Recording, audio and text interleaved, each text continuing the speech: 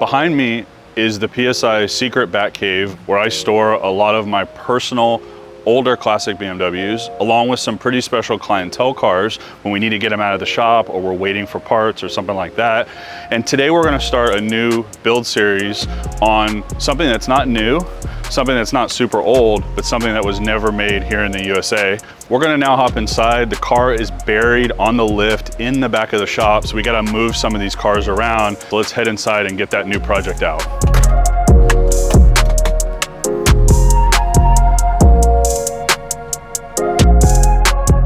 Sadly, the 1600 Ti right here is not the one we're getting down. The focus is really on this car. And I've had this up here in storage ever since I got it from Holland for about 2 years now. I bought it before you could even import the car into the US because it was a 97 and it had to have the 25-year rule in order to get it here. I wanted this specific spec, which was a 97, which was the LCI version of E36. I wanted Techno Violet. I wanted slick top. I wanted manual rear window, and I wanted an M Sport, because in Europe, M Sport has all the body pieces from the M3s on the wagons. And the funny story is I told Koen, CEO of Moton, and a good friend of mine in Holland, that this was the car I wanted, and I sent him very specific specs, and he was able to find the car very, very close to him, and he quickly called me back on FaceTime showing me the car. And I had just given him a lecture about how rare the car was and that he would never find it, and he found it. So I bought it as quick as I could get it because it was the exact spec that I wanted. But because it was originally a German car sold in Germany new and spent its life in Germany and in Holland, it needs work. And that's why we're getting the car down today, because we're gonna prep it for a very special show that's coming up.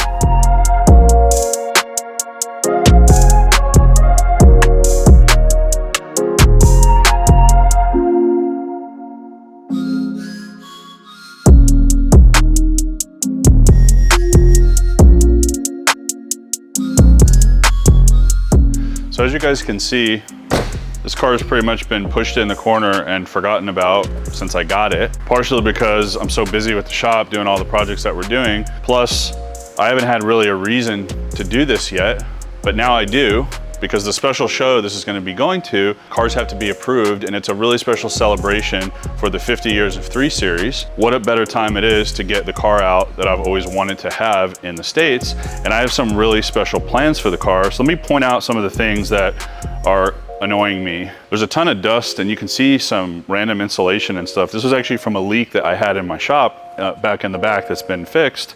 But because the car was stuck on the lift with a ton of cars in front of it, I never got it down. But this car, being at the age that it is, it has all the common E36 things, which is like plastic trim that's worn. It has some rust in the door. You guys can see that corner here of rust, pretty common on these cars. It's got some rear shocks that are blown out pretty low in the back. This actually has AC Schnitzer lowering springs that were period, but the shocks are blown. We have some cool plans for the dampers, of course. It's a lot of aesthetic, and underneath the car, there's a lot that needs to be done as well, but our focus for this, for now, is we're focused on the exterior, interior, and then of course the modifications that the car has to have. A lot of people talk to me about originality of a car, and when we're fixing up a car and we're doing a project like this, you know, of course I want the car to be original, but I also want to have the mods that make the car original. And we have some really special plans. You have to stay tuned for that as far as interior goes, and some special pieces for the exterior. So we're going to take this over to Brad at Samuel's Auto. You guys know him from the E91 project. He was integral in the paint, and he's going to do a complete exterior respray on the car. And he's gonna fix some rust there. There's some rust in the rear fender back there. Again, this was someone's daily that was driven in Germany.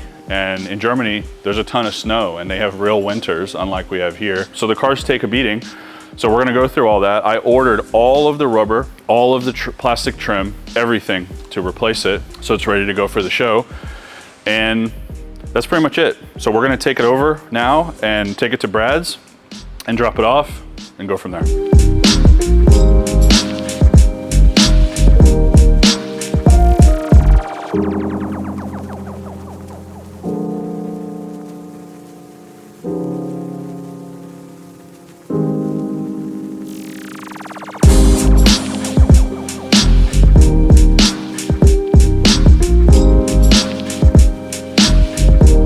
So now the car's over here at Samuel's Auto, and I just went through the whole car.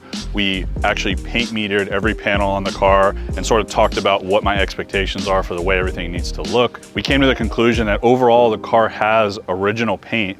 It was between low 5s mil on the meter, which means it's typically a factory paint job that has not been painted. So the next step is my guys are gonna actually come over and disassemble every part to the car so we can get paint on everything that needs to be paint. And then Brad's gonna slowly work on it piece by piece and go ahead and reassemble everything. Once the car is done with paint, we're gonna take it over, finish it over at the shop and get this project completed so we can get it to $1 million.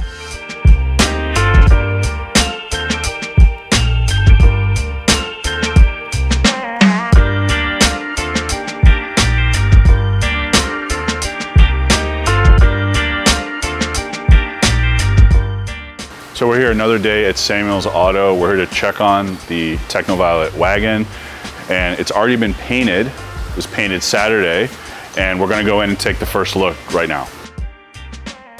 So here we are, first time I've seen it since it's been sprayed. And this is a out of the gun situation. This has not been touched, buffed, or anything. It was sprayed Saturday and it's been in here curing ever since. Typically, when we do these type of jobs and Brad does these jobs, we'll do the roof first on its own, then we'll paint the rest.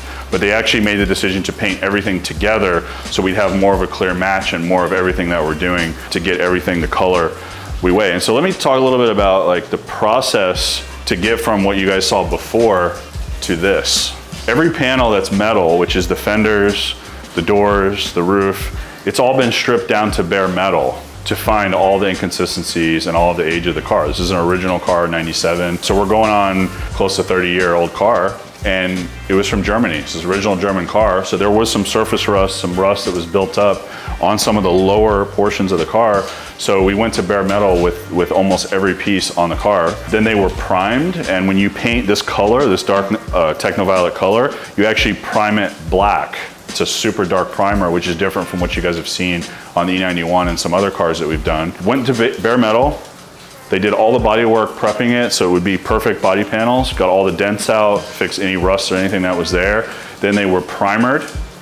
Then the color was shot, and then the clear. And we went with 3 coats of clear on this car because I wanted to have it pop. But if you guys notice, and as Dan goes along the side of the car and goes over the surfaces, you guys can see that this has orange peel.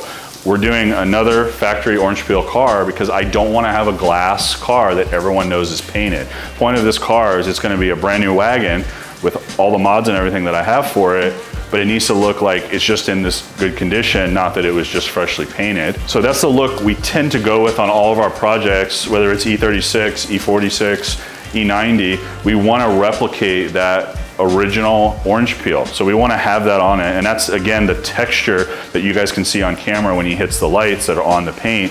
And so that has a more of an OEM style look. So we're only doing a select part of the door jambs. As you guys can see, the doors are shut because this is not a color change. This is just a repaint. And all the door jambs were actually in really good shape on the car. Some of the points that I'll make of some of the stuff we fix is every door, basically the corner of each door where the drains are, there's drains at the bottom of all these door panels in the bodywork that's built in, they clog up and they end up rusting. And these were actually only rusted from the exterior. Obviously, Germany is a snow and salt area. So when you have snow and salt cars, underneath the car has some surface rust, and then all the, basically 3/4 down has, you know, all of that wear basically of salt and snow and everything being on the car. So every door had some area that had to be fixed rust-wise. And then on the front fender, right here, there's a line on the car, on the original car. This was actually a silicone line, and you don't ever see that line because of the side skirt. The M3 side skirts, or in this case, the M Sport side skirts, actually goes over that. But the original fender actually had a line of silicone where this was kind of eaten away with rust. So we went ahead and got some brand new fenders from BMW, had those put into this so that would be fixed. Front bumper was in really good shape. They're still working on some of these grille section here and some of this body work in the front. Basically, the next stuff that's gonna be painted is the hood, the rear hatch, again, because this is a wagon, it has a whole rear hatch, and then all of the littler parts will get painted as well. As you can see, the gas door is here, and the gas door was done with the body because it's a totally flat surface there where that gas door goes. So that's super important. So anytime that a car is painted like this, every single piece of rubber and trim and cowl, all the rubber that you see, even rubber you don't see, is taken out of the car. Windows are taken out, everything is removed. So all of that has to be bought new. You're not gonna reuse rubber on a brand new paint job. And one of the reasons you're not gonna do that is rubber shrinks over time. Rubber, when you pull it out, some of the trim on this car, there's metal inside the rubber. When you pull it out, it gets bent. It doesn't go back the way it's supposed to be.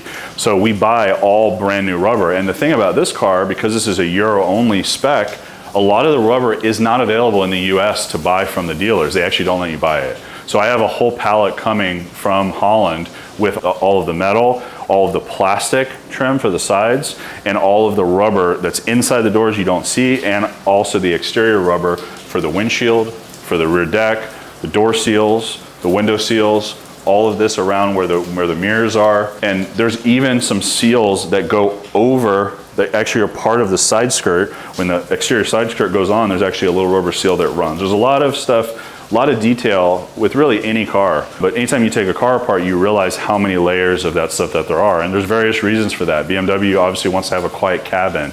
So they have a lot of rubber, a lot of felt type material when you shut the doors to silence the car. New cars actually have even more than a car like this. But that is all coming, so that's gonna go in 100% replaced. We're actually replacing the windshield with a brand new piece of OE glass. And we're actually doing the rear deck glass as well with OE glass. And the funny thing about this glass for the E36s is it actually has a green tint to it.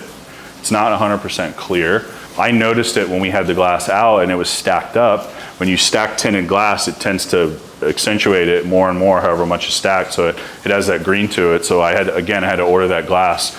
Hopefully it comes not broken. Another thing that I chose to do is I'm gonna keep the roof racks on the car. A lot of people delete the roof rack when they do a full paint job or they do a show car or whatever it is. We're actually reconditioning all of those. Those will be stripped and those will be painted the matte finish just like the factory was. I just thought having the roof rack is a cool thing on a wagon, and then I'll be able to run a roof box maybe, or run bike racks or whatever I wanna run. That's pretty much a good overview of the car now. So what's gonna happen now is they're gonna go and nitpick every little thing on this car and they're gonna fix whatever it needs to be. And that's a process when you paint. There's 3 coats of clear as I mentioned, but part of the reason you do that much clear is so you can fix, you know, debris in the paint. You can fix maybe an area that's a little bit foggy or a little bit not as bright.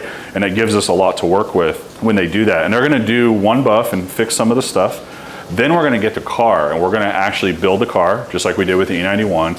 And we won't do the final buff yet. We'll touch everything because obviously we're gonna have to touch the car to put all this stuff in, to put it all back together.